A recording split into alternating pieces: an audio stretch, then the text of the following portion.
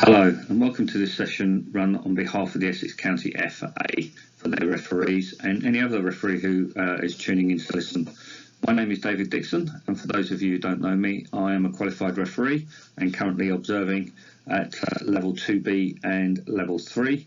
And my day job consists of being a sports scientist where I've worked in football, rugby, basketball, athletics, and quite luckily to have worked recently with the professional game, and for those of you who do know me, have seen me around delivering sessions at FA days, RA days, and to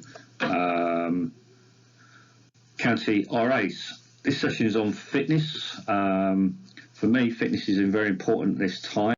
I know that we've now heard that the football season has been expunged and there will be no more football this season, but we can either take this forward and look forward to next season and look forward to moving up the ladder, starting again, or being at a new level, depending on what the FA decide to do with the refereeing promotion scheme, now that we know that there will be no football below level 2B at the moment. It might be just to keep fit, but as we're in this unprecedented time of lockdown, where our restriction of mobility and our social interaction with others, our ability to go to work, has all been changed. Never before have we been placed in this position. I think fitness and our mental health and our well-being during this time is very important. So before I indulge your time into talking about what we can do to stay fit, keep mobile, keep our strength up, maybe we should look and take this from the mental well-being sort of slant of things, that we should really be engaging and using social media at this time to engage and connect with our work colleagues, our friends, our family, to make sure that we're talking and listening and we still feel connected with the outside world. Be active. The whole point of this session is to be active, and something that you can do during this period. I know the FA, Cambridgeshire FA and Essex FA have been putting on learning, but it might be a good opportunity to learn something new, gain a new experience, maybe learn a language. I know my daughter during this time has been learning to French plait her hair. So it's an opportunity for us, while we have that little bit more time on our hands, to connect with people that maybe we haven't connected with, to learn something new, and to be active and to look after one another. Make sure that our close neighbours are okay, especially those that have been isolated and are supposed to be isolating for 12 weeks with no contact, who may not be able to get out to the shops. Engaging with those type of people to help and give your time, your words, your presence, to make them feel that they're part and connected with society still. And that all helps with our mental well-being. So be fit, connect, learn something new, and give some of your time to someone else. Now, as we move in, obviously we take this period of time where we at the moment still have the opportunity to exercise. The government guidelines is that we should be going out at least once a day to exercise. So with a assistant referee focus, I've been asked to put this slideshow together and talk about what we might be able to do while we're in this period of lockdown. Obviously, it's due to last at the moment for another 2 weeks, but if the pandemic doesn't slow down, or there doesn't seem to be a flattening out of the curve, we have been advised that it will probably go on for longer. So it's obviously important that we get something in place now and get into some form of routine to get us through this period of time. Obviously, fitness is based around very different aspects. From a refereeing point of view, we look at endurance or high intensity activity. We look at speed endurance, our ability to maintain the speed during the course of a game, and our ability to sprint or speed training. Usually we talk about getting them 3 types of exercise into our training week, along with a strength session. So I based my presentation around them, what I suggest. And obviously, there being no games, it doesn't really matter what order we do them in. However, from a point of view of preventing injury, we should do the high intensity at the beginning of the week, followed by speed endurance, finishing the week with a sprint session, and then maybe over the weekend or during, depending on how you plan this out, doing a strength session. So when I do fitness sessions, we normally plan our strength session for a Monday, our high endurance session for a Tuesday, Wednesday is day off, speed endurance on Thursday, and then sprint session Friday, followed by a game Saturday. So there's nothing wrong with you following that pattern, but just replacing the game with an endurance session. And what I've done in this section, so an endurance session is basically our ability to perform activities more or less on a 1-to-1 scale. So that may be a fast run with a vert foot which takes us 30 seconds, followed by a 30-second rest, or we might run for 5 minutes, followed by 4 minutes active recovery. So it's very much, endurance sessions are very much based around 1-to-1 timings. So obviously here we've got a Premier League referee undertaking some sprint training, but we can still look into some of the training sessions they do. We may not do them as fast. Our heart rate may be slightly higher or slightly lower, but again, we can adapt these sessions into our own training. So here's some sessions that if you've got some downtime and you like to run to a sound, very much you can record these, put them on your MP3 player and go out with them. So these are very much based around timings.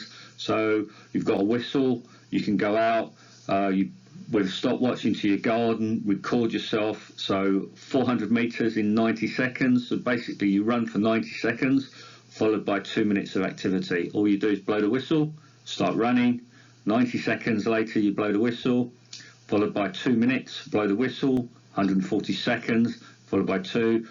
I know this sounds complicated, but once you've got it done and recorded, that's a whole training session lasting 37 minutes, 20 minutes of high running, 17 minutes of recovery. You put a 10-minute warm-up before that, 5-minute cool down after that. That's more or less an hour's worth of activity. Exercise 2 is exactly the same. It's just doing 30 seconds of activity, followed by 2 minutes of active recovery. Active recovery is normally running at a pace that's above walking, but also has the ability for you to be able to get your breath back before putting into a full effort. So these are very much distance-based high activities. These were traditionally run on tracks where we knew exactly where 400 meters were or 600 meters were. But obviously with tracks being closed, these are something that we can do on the road. Running between lampposts, most lampposts are roughly 50 meters apart. So if you run 8 lampposts, that should be somewhere around 400 meters. The timings may be a bit slower than the ones on here. That doesn't matter.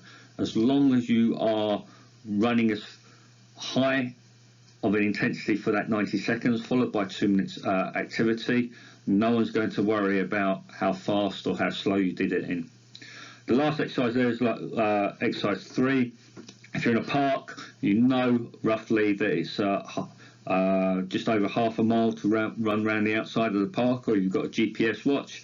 You can do 3 lots of 1,000 meters runs, followed by 3 minutes of active recovery in between each 1,000 meters run, then followed that by 500 meters runs with 2 minutes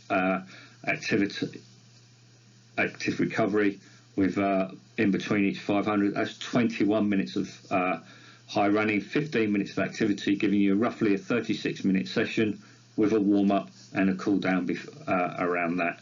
So very much these are distance based. They can be done on a road, they can be done in a park. It's just a matter of getting outside your front door. You don't need any specialist equipment with this. If you like to run to music, maybe you know something, a song, and you know certain beats and you know certain words, and you know You could put clips in for 90 seconds, 140 seconds, put a bit of a break in there.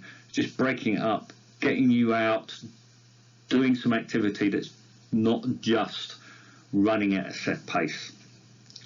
However, if we've got a football pitch and we've got access to a football pitch or to a park local, now the government guidelines is that you should be going out to exercise no further than that is locally available. So if you've got a local park where the football pitches are still painted, you could use a football pitch. I'll come on to these a little bit more, but if we look at the bottom picture, it's just a matter of setting up 4 cones at different spaces across the middle of the football pitch, one just on the edge of the penalty area, one on the centre circle, the other on the other side of the centre circle, and the 4th one at the edge of the penalty area at the other side. We start at A, we run round cone 1 to C, we jog, walk back to the start, and then run round 2, walk back, jog back to the start, run round 3, walk back to the start, jog back,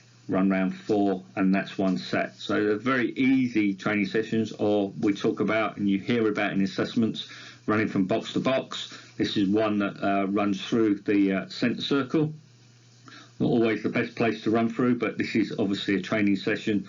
So it's just running from box to box really, at a diagonal, and then maybe walking in towards the 6-yard box as a bit of a recovery between each run, but I'll come on to these in more depth. We don't have that and we just want to go out and plod a high intensity aerobic session. If you're looking at the RPE scale, the RPE scale is something that is run from 1 to 10, 1 being sitting in your chair feeling no activity at all, 10 being totally out of breath, almost on the point of collapse. So we're looking somewhere between 5 and 7 for these sessions.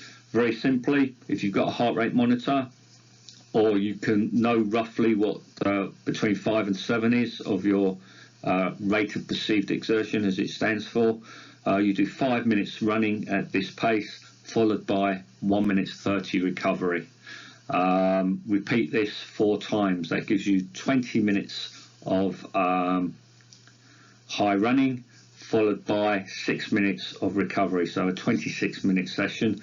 If you happen to have a treadmill at home, you can do this at home on treadmill, 5 minutes of running, followed by 1 minute 30 at a slower pace, or you can do this out on the road or around the park. It doesn't really matter where you are. All it means is just you getting out and running the session. Very easy, high intensity aerobic session. Again, we go back. Here's one that I was talking about earlier. This is just running box to box, trying to run from one edge of the penalty area to the other edge of the penalty area before anyone picks me up on an adult size 11-a-side pitch in 25 to 30 seconds, and then spending 30 seconds to walk before going again.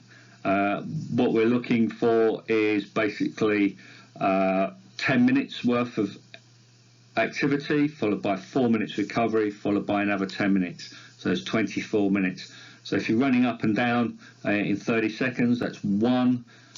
You'll probably get about 6 runs in for 10 minutes. So 6 runs, 6 minutes, there and backs, followed by 6 30 seconds, which will just take you over. It'd be about 9 minutes. So you finish, so you could do 7 runs and take 30 seconds worth of rest in between each run. Alternatively, you could do this as an assistant role, just running from the goal line to the halfway line and back again, and then walking for 30 seconds. So it doesn't really matter whether you are predominantly a referee or an assistant referee or want to vary up the training. This is just a warm-up, followed by 2 sets of 10 minutes, followed by a cool down. The total distance in this run is almost 5k, so a good 5k run, but just varying it up and looking at it from a refereeing point of view, keeping the high intensity, giving you the 30 seconds worth of rest. If you don't have a whole football pitch, but you might have a court, a netball court or a basketball court, or one of my others is a futsal court, or just have half a pitch where it's basically 40 metres. You can still do a similar type of activity just by placing the cones at varying distances. For those of you who don't know the realms of a futsal court, the first dot is 10 metres out from the goal line. The halfway line is about 20. And then at the other end, on a 40-metre court, you've got the third dots at the 10-metre mark from the goal line, and then about halfway between the goal line and the penalty spot, which is about 3 metres. So there you've got you start, you run round the cone to the other side, you then jog to the halfway line, high intensity to the goal line, jog the goal line, high intensity to the halfway line, jog into your next session, and then you go round the cone.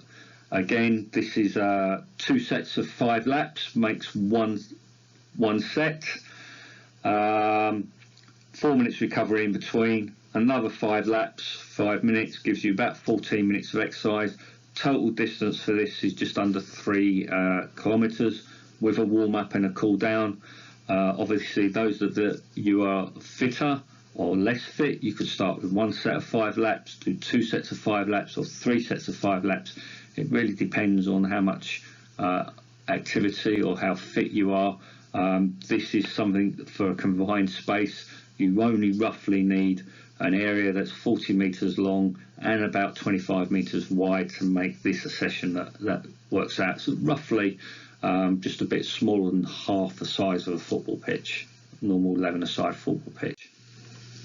Another one, this is what we would call a medium intensity, not high intensity, but a medium intensity activity for those of you who haven't done a lot recently and want to step back in but not do it.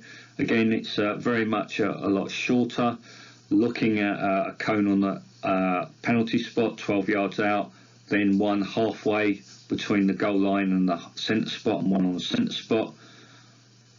Then each side of the 6-yard box, one's a start, one's a finish. All you do is you sprint to the first cone and jog back, walk back to the start, sprint, jog, and we can do 7 sprints, which is 1 set of 3 is 1 set of sprints, so 7 sprints will take about 5 minutes. 5 minutes of recovery, go through that again. It's about 1,000 metres. It's not as hard as the other sessions, but it's a good stepping stone moving up towards the high intensity stuff. If you think that you're not fit enough or not as confident to do the high intensity stuff yet, this will be classed as a medium intensity. All it requires you is on the sprinting phase to put 100% of effort in. Another medium intensity session involving sprints and walks. Again, for those of you who are not confident to do the high intensity stuff at the moment, this is just a sprint walk, using half the size of a football pitch, basically sprinting from about the penalty mark, level with the penalty mark, varying distances of roughly 10 metres to 20 metres up to 50 metres, just sprinting and walking, just getting you used to that activity again. Again, we're looking at 3 sets of 1 laps. Should take about 10 minutes in duration, running nearly just over 700 metres. Again, feeling tired, you want to do a medium intensity session, or you're just getting back into this, then this is the session for you. So that finishes our session on intensity. These sessions, endurance sessions, are there to build up your aerobic fitness. They form the basis of any training system. These are the things that are more or less concentrated on at the beginning of pre-season. They're concentrated on during the football season, but these are the sessions that if you had a game, would be sacrificed. The next 2 sections are the ones that you should do at all times. These are the ones that are going to help you keep pace with the game. These are the ones that are going to help you catch the game up if it gets away from you or there's a quick break. So speed endurance is all about your ability to repeat sprints. So it could be a game where you have to sprint down to the goal line and then sprint all the way back. These are the sessions that are going to help you with this. If you're thinking of a pyramid, our aerobic system is our base. If without a strong base, we're not going to have a really good pyramid. This is the middle section. So without speed endurance, we can't improve our sprinting. Without high intensity aerobic exercise, we can't improve our speed endurance. So this is the second thing that we will look at. Again here, whereas aerobic is looking on a 1-to-1 basis, we're probably looking something on a 1-to-3 basis here. So whatever our activity takes us, we want 3 times the length of rest in between each activity. So we get plenty of rest, which means then we can put 110% of effort into our speed session. So for those of you who just want to go out onto the road, all we're looking for here is basically 5 20-metre sprints, so about 4 lampposts with 20 seconds rest between each. So what you could do is you could sprint your 20 metres, sprint your 4 lampposts, take 4 20 seconds worth of rest and sprint back again. Do that 5 times, 3 minutes worth of recovery. Do another 5 lots of 20 and then finish with 5 lots of 25 with 25 seconds rest in between. Total sprint distance is 30. When you're sprinting, you should be in the range of around 7 to 9. For those of you running with heart rate monitors, basically about 90% of your heart rate max. Again, a very simple session that you can run on the road, just using lampposts that are along on the road. We've got access to a football pitch. This is one where you basically, there's 3 sprints. What you do is 1 and 2, you do straight away, and then walk up to 3. So you sprint basically from the goal line to the edge of 6 yard and back, then sprint to the edge of the penalty area and back, and then sprint to the halfway line and back, and then you take your rest. So you do 5 laps, 6 minutes. 1 lap should be about 30 seconds. So you should really be taking 45 seconds rest in between. You're looking at a 4 doing this twice. Doing this twice gives you 16 minutes worth of exercise. Basically high intensity activity, just over 1,000 meters. With a warm up and a cool down, it's probably about a 45-minute session. But if you've never done this before, this does involve sprinting, eccentric work. Therefore, very much looking at being sore the next day. Again, if you're a bit short on space and only have half a pitch or that much of space, again, we're looking at this session, which is on a smaller court. All we're looking to do is basically start in one corner of the court. Could be a basketball court, could be a futsal court, could be a netball court.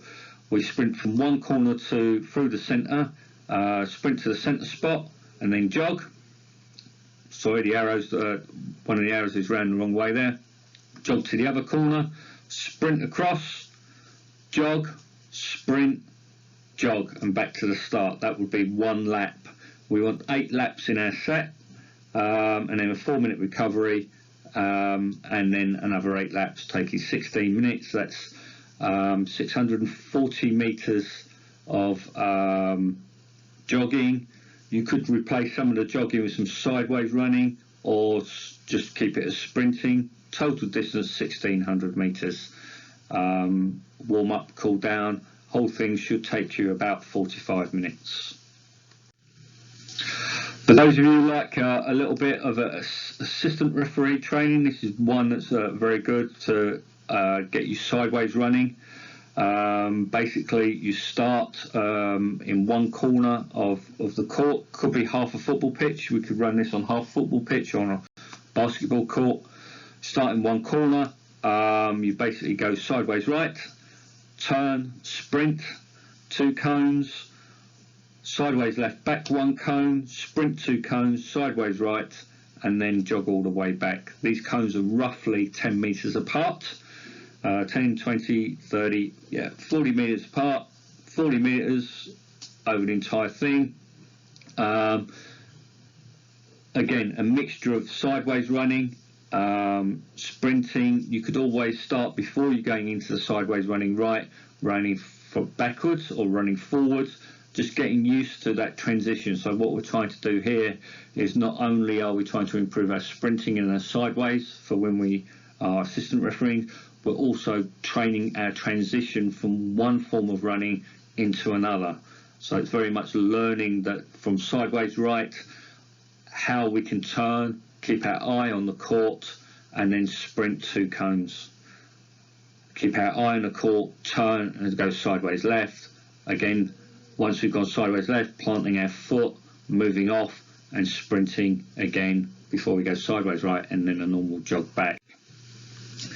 Alternatively, we could do 12 lots of speed endurance runs, which is basically this time keeping out of the centre circle, just running to the right, to the left of the centre. So we're very much trying to keep on our diagonal. So we go from one box to the other box, but going through a gate that's roughly about 5 metres wide either side of the centre circle, looking to run there in 15 seconds. So it is a quite fast sprint.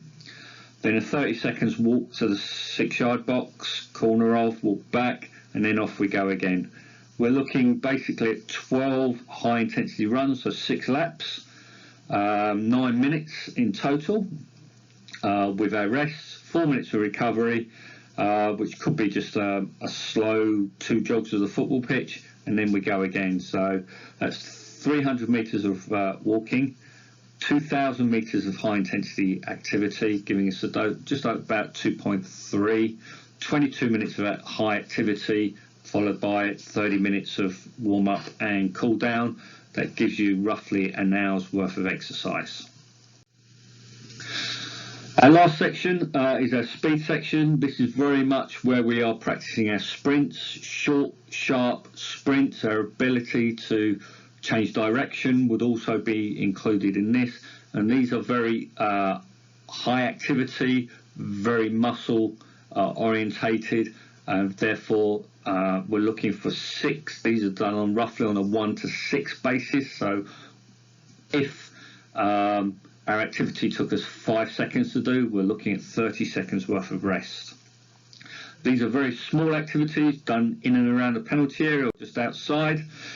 So here we're looking at 10-metre sprints, so 2 lamp posts if we're out on the road, running on the pavement with 30 seconds rest between each sprint, 3 minutes worth of recovery, then 5 lots of 20 metres with 45 seconds worth of rest. We're looking here for each sprint, 10-metre or 20-metre sprint, looking for roughly 120% worth of effort. We're right up there on the RPE scale of 10 out of 10, so these should be really knackering. We're looking for 95 to 100% of your heart rate max, bearing in mind that your heart rate is slow to react to the sprint, so you may only see this 100%, 110% of your heart rate during the 30 seconds of rest. So don't be worried that your heart rate's still going up during your rest period, because the heart rate is a delayed response to the activity. Your heart rate never goes immediately to max when you're in a max session. Obviously 10-metre sprint shouldn't take you more than a couple of seconds, so therefore your heart rate is always going to be playing catch up. But make sure that your heart rate is roughly back to your starting place, roughly 60% of your heart rate max before you go again. So here you're looking at 10 immediately after you finish, but not really restarting the next activity until you're about down to a 6 or a 7 out of 10. Very much this is personal. You can rest there all the time you want, but at the end of the day, the only one you're cheating is yourself. So you really have to be honest with yourself and push yourself during these sessions. If we're out on a football pitch, we've got a whole football pitch. This is very much just setting cones across the football pitch, roughly 10 metres apart, where we start with some backwards running. We accelerate or move into an acceleration phase, then sprint, jog, turn around, walk, sideways, sprint, jog, walk, and we keep doing these. We do 5 laps of these. They should take about a minute to do each from one side of the pitch to the other.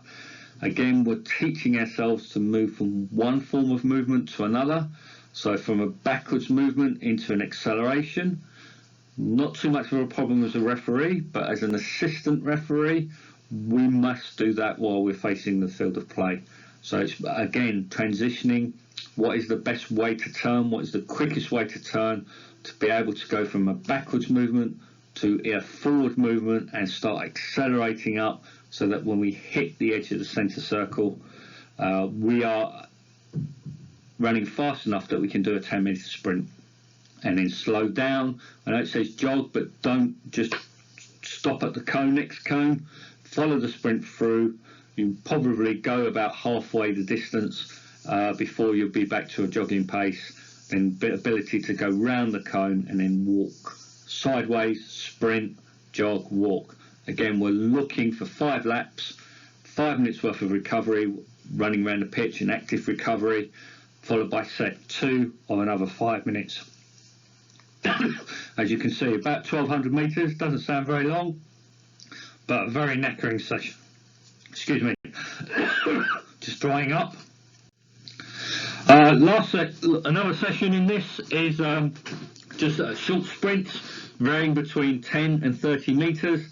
What we're doing here is we're starting about 5 metres away from the edge of the, or sorry, 10 metres away from the edge of the penalty area, and we're just putting in varying different types of starts. So we might walk and then sprint, we might do some sideways running and sprint, we might jog and sprint, we might do some sideways to the left, and we might do some backwards running and then sprint.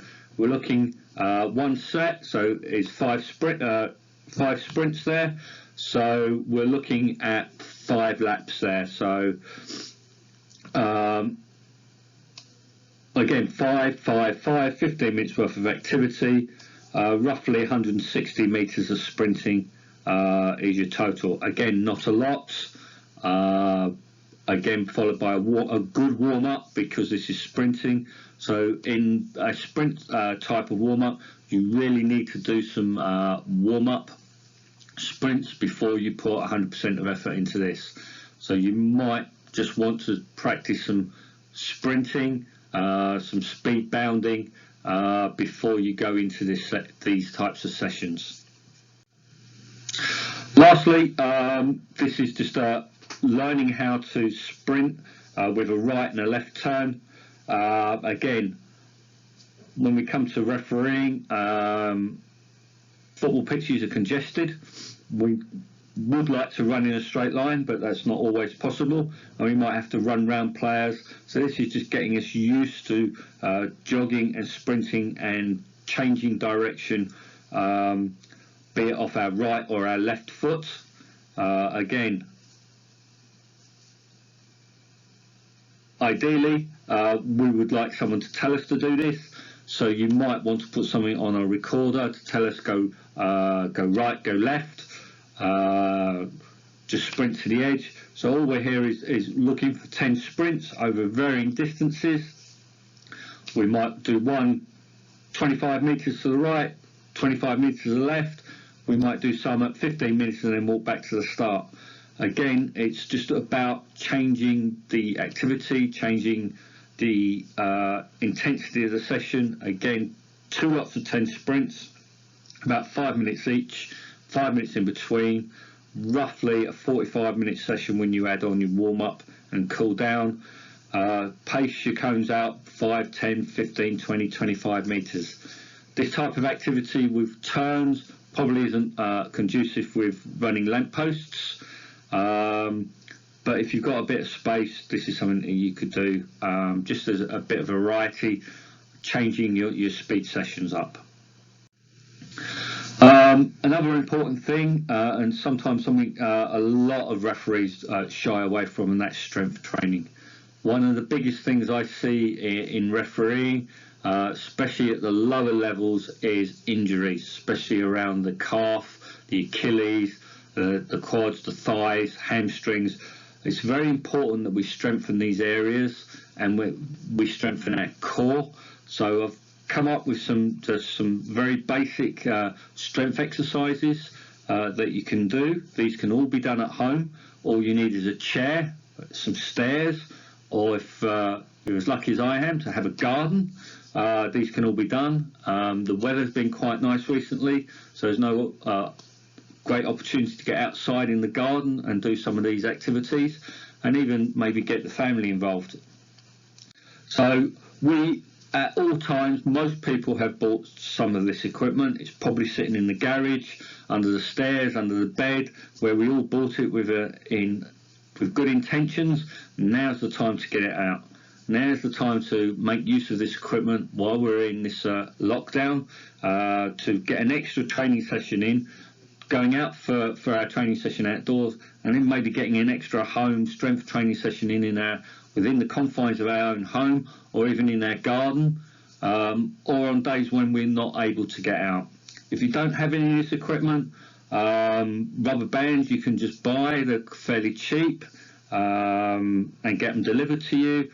But I've also used, we've got juice bottles here that we can either fill with dirt or sand or water. We've got baked bean tins that we can use. If I'm really lucky, my wife lets me use the flour, as long as I put it in a plastic bag and don't burst it. Rice packets, again, put them in plastic bags just in case you burst them. Anything that's a bit of weight can be replaced. You don't actually need weights. You can buy rice that is a kilo in weight. We're not looking to build really big muscles here. We're just looking to keep our body active and keep our muscles toned. So the first session is a very easy session. We're looking at doing bridges, bench. So bridges for basically a hamstring bridge. So 1x1 means taking 1 second to raise, not holding at the top, and 1 second down. Bench, we're looking at getting up for 1 second, holding it for 30 seconds, and then releasing. So we're looking for a 30 seconds hold. Sideways bench, we're looking for 1 second, 30 seconds hold, 1 second. If you're unfamiliar with them, I've got a couple of pictures in the next slide that will show you exactly what they do. And then later on I can show you what a squat. I'm hoping everyone knows what a press up is, and I've got another slide to show you what a single leg, stiff leg deadlift is. Some people will call that a Romanian deadlift. That's what the slide calls it out. Tempo means that it takes you 2 seconds. So on a squat, 2 seconds to get down to 90 degrees.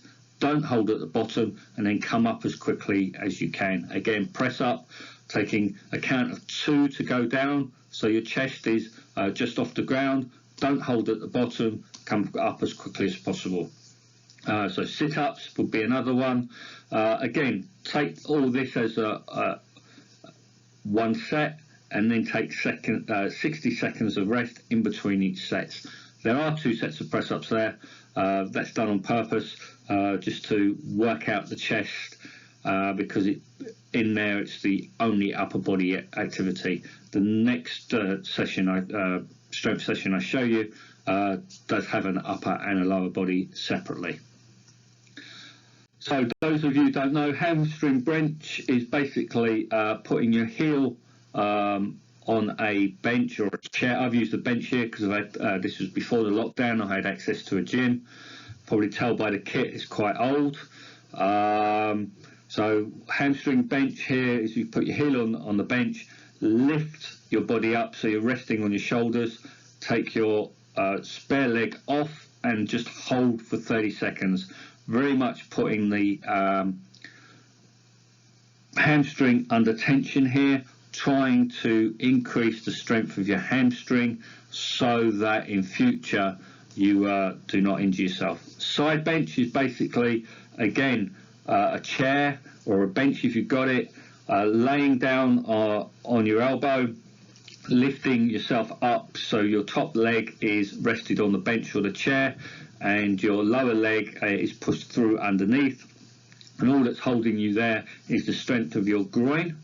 So this is a groin exercise, looking to strengthen your groin so you don't get groin strain. Again, looking to for a 30 seconds hold, very much looking at doing both sides. If you find it easy, just go for longer. What is recommended is that you should be able to hold this position for a minimum of 90 seconds and maximum of 180 seconds. The last one is a single leg bridge. You can do this as a two-legged bridge. You might put bands around your legs to make it a little bit more difficult. All we're looking here is to activate the glutes and make them stronger. And all we're doing is holding in a position with our foot flat on the floor and one leg extended out, and we're just looking. So if you reach down, prodded your backside or your buttocks, they should be under tension, and they're your glutes. So this is a very good glute exercise. The second weight session is, I've put a bit of a progression in there. So weeks 1, we'd only do this once. Week 2, we might do 1 to 2 sessions. Week 3, 1 to 2 sessions. Very much looking at lower body, upper body exercises, squats, Bulgarian squats, lunges, single leg Romanian deadlifts, bench press, upright row, shoulder press, bicep curls, and tricep dips. Very much something, as you can see from my following slides, that can be done in the garden.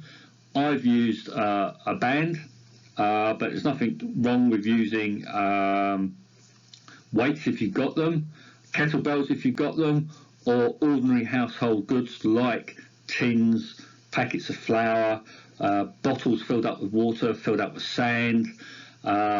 Juice bottles are very good for that. Plastic milk cartons are very good for that. If it says it's a 2-litre bottle, you fill it up with water, that is now 2 kilo weight that you can use. If you've got oil bottles from filling up your cars with oil, the 5 litres, fill them up, that's 5 kilos. Very much we can use anything. Again, for the squats, it's very much looking at body weight to start with, and then moving on and seeing holding weights or juice bottles filled with water, just moving on and progressing. So as you can see, these are all done in my back garden. Top left is a squat. I'm quite lucky that we've got a step in our garden, so all I'm looking for is standing next to the step. You could use a chair as a guide. What we're doing is what is called a prisoner squat here, just putting my hands up on my collarbones and squatting down. Squatting down, we should be able to reach at least 90 degrees down and come back up. So 2 seconds down, don't hold at the bottom, straight back up. That's one squat. Top right is a Bulgarian squat. It's basically a single leg squat. Again, just put your non-active foot up on the chair. Here I've just got the different levels in my garden, and all you're doing is squatting down, a bit like a lunge, but this is just you could call it a single leg squat, but a lot of people know it as a Bulgarian squat. All you do is the required numbers on one leg, change over to the other leg. I would probably do this one, do one leg, then do the other leg.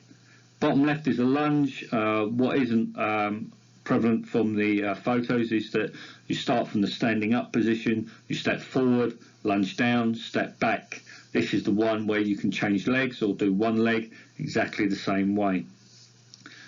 The last one, bottom right, is a single leg Romanian deadlift or a stiff leg deadlift.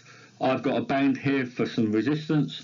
All we're doing, so the difference between a deadlift and a squat is the movement of the, in my opinion, is the movement of the knees and the hips. Basically in a squat, the hips and the knees bend, whereas in a deadlift, your leg more or less stays straight and all you do is move your foot forward. So in a single leg deadlift, all we're doing is pushing our foot backwards. So this is and I've used a blue band here, which is roughly the equivalent of a 10-15 kilo resistance, looking to put resistance through the standing foot on the hamstring as I push my leg back and then quickly come forward. Very much squats are very much dominant on the quads and the calves, whereas the deadlift is very much dominant on the hamstrings and the glutes. So again, varying up the different types of activity to vary the muscles that we're actually taking on board.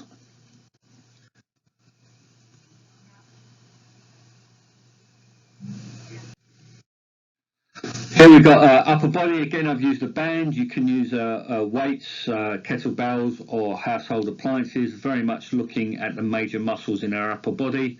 So chest press, if you've got some bands, all I'm doing on the chest press is basically laying on the floor in a reverse, what you could call a reverse press up, and pressing the band, which I've put around the back of my shoulders, not around the back of my neck, around the back of my shoulders, and just pushing upwards in a chest press. The floor acts as a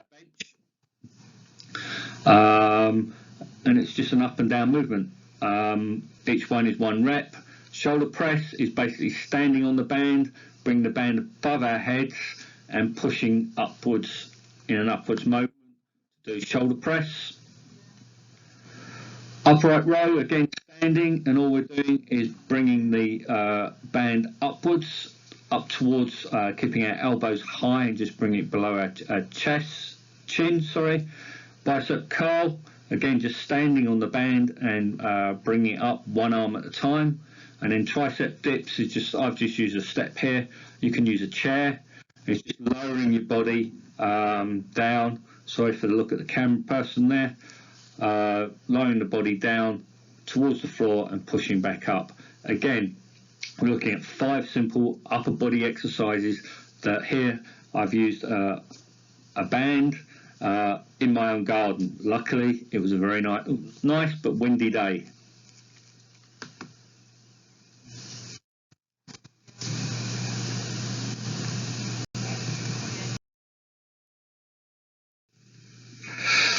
Also, it's important, rest, recovery, and nutrition. Again, we've got a viral disease going around, so nutrition around your immune system, looking at things like high in vitamin C and vitamin E, so fruit and veg. But it's also, for those of you who've had a hard season, this is your opportunity to rest and recover. My personal opinion is that one of the reasons they've probably null and voided the non-league season is that they wanted to start it on time.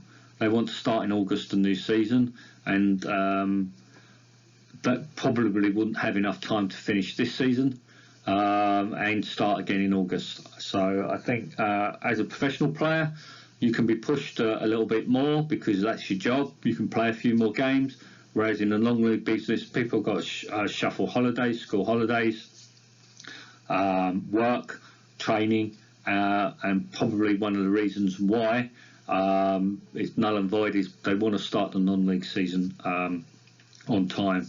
So depending on how long this pandemic lasts, it's important that you get some rest recovery in, you keep your nutrition high for this viral disease at the moment.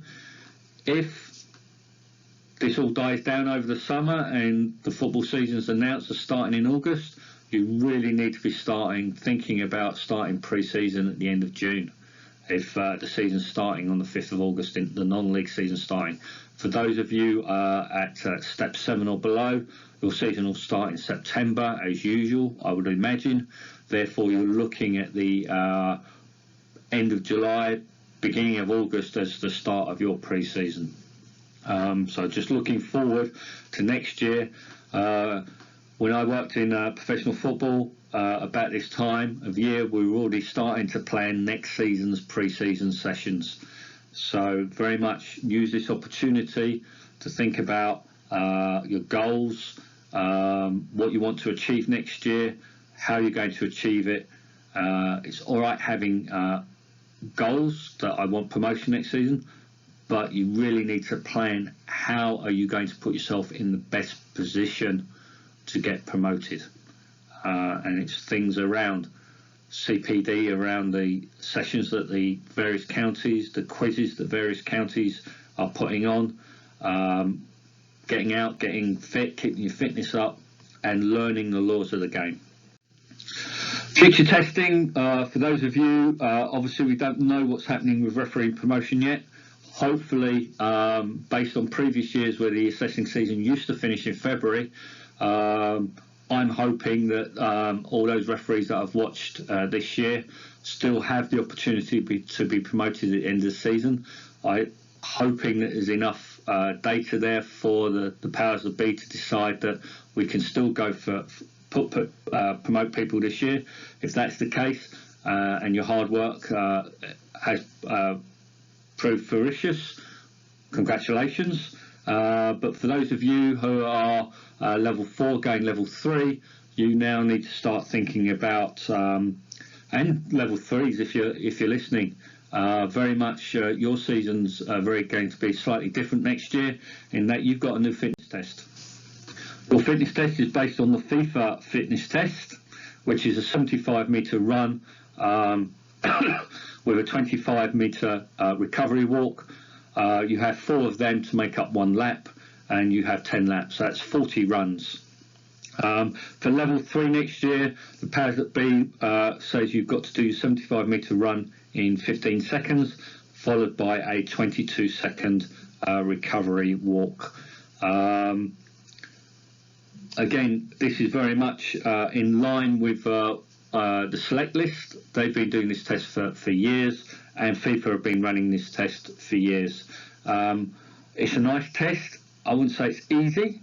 I think it's slightly easier than the 2700 because the test is broken up and you've got more things to think about. You've got more targets to aim for, and you've got things to listen out for. As it says there, the beep goes 10 seconds before the beep goes to the 15 seconds. You get 1 beep. Then 5 seconds before the whistle goes, you get 2 beeps, and then you get whistle. So you get your whistle to start. 5 seconds after the whistle's gone, you get a beep saying you've got 10 seconds left. Then you got when 2 beeps go, so you've got 5 seconds left, and then the whistle goes, and at that time you must be within your safety gate. As you can see, safety gate is roughly 3 meters either side of the finishing line. So in theory, as long as you're in the safety gate, you pass. So it becomes a 72-meter run rather than a 75-meter run. So that is the test. What I suggest is, obviously, at this time, we've got no access to athletics tracks. They've been closed, so we need to come up with something that's a bit different to allow us to practice this test. So we can use a football pitch. Roughly on an adult pitch of a Step 7 league and above, the adult pitch is penalty area to penalty area is roughly 75 metres. And then from the edge of the penalty area to the goal line and back again is roughly 25 metres. So we can practice this on a football pitch. Again, we're looking, also part of your test, which will be new for you next year, is your sprint test, which is basically a 40-metre sprint, which you have to do in 6.2 seconds. You have to do 6 of those with about, I think it's about 60 seconds rest in between each sprint, if my memory serves me right. These are very much things that's almost half a football pitch. You can set up on a football pitch. Again, 2 quick training sessions down there based around the new fitness test. Do a warm-up. In the new test, your sprints come before your endurance test, which is slightly different to probably what you're used to. So sprints are done first, then the endurance test is done. So very much start practicing that, because you'll have to warm up as if you're going to sprint, and then the sprints will obviously keep you warm enough for your endurance test. So have a practice, have a think about it. You can download the timings, I believe, from, I believe they're the FIFA women's timings. So you can download them from Dutch Referee, I think is one, or the FIFA website. So the timing's already there for you.